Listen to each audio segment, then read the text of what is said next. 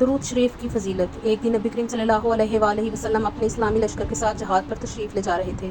راستے میں ایک جگہ پڑاؤ کیا۔ نماز ادا کرنے کے بعد نبی کریم صلی اللہ علیہ وآلہ وسلم نے اپنے صحابہ کرام سے ارشاد فرمایا، جو کچھ کھانا ہے یہیں پر کھا لو۔ جب کھانا کھانے لگے تو صحابہ کرام نے عرض کیا، یا رسول اللہ، روٹی کے ساتھ کھانے کو کچھ بھی نہیں ہے۔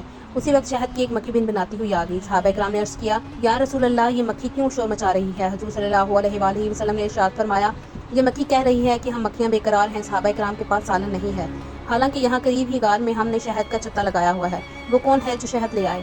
کیونکہ ہم خود آپ صلی اللہ علیہ وآلہ وسلم کی خدمت میں شہد پیش نہیں کر سکتے۔ آپ صلی اللہ علیہ وآلہ وسلم نے حضرت علی کو حکم دیا کہ اس مکھی کے پیچھے چلے جائیں اور شہد لے آئیں۔ حضرت علی مکھی کے پیچھے چل پڑے اور غار سے شہد لے آئے۔ آپ صلی اللہ علیہ وآلہ وسلم وہ شہد صحابہ کرام میں تقسیم کر دیا۔ صحابہ کرام کے کھانا کھانے کے بعد وہ مکھی پھر بن بناتی ہوئی آ گئی۔ صحابہ کرام نے عرض کیا، یا رسول اللہ، یہ مکھی اب کیوں شور کر رہی ہے؟ آپ صلی اللہ علیہ وآلہ وسلم نے فرمایا، میں نے اس مکھی سے ایک سوال پوچھا تھا، پھول تو کڑوے بھی ہوتے ہیں اور پھیکے بھی اور کچھ بدمزہ بھی، تو تیرے منہ میں جا کر نہایت شیریں اور صاف شہد کیسے بن جاتا ہے؟ تو مکھی نے جواب دیا، یا رسول اللہ، میرا ایک امیر اور سردار ہے اور ہم اس کے تابع ہیں۔ جب ہم پھولوں کا رس چوستی ہیں تو میرا امیر آپ کی ذات مقدسہ پر درود پڑھنا شروع کر دیتا ہے، ہم بھی اس کے ساتھ مل کر درود شریف پڑھنا شروع کر دیتی ہیں، تو وہ بدمزہ پھیکے اور کڑوے پھلوں کا رس درود پاک کی برکت سے میٹھا ہو جاتا ہے، اور اسی درود پاک کی رحمت و برکت سے وہ شہد بن جاتا ہے اور اس میں ہر مرض کی شفا مل جاتی ہے۔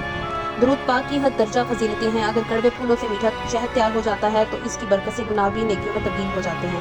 درود پاک نبی کریم صلی اللہ علیہ وآلہ وسلم کی ذات مبارکہ سے محبت کا ایک ذریعہ بھی ہے۔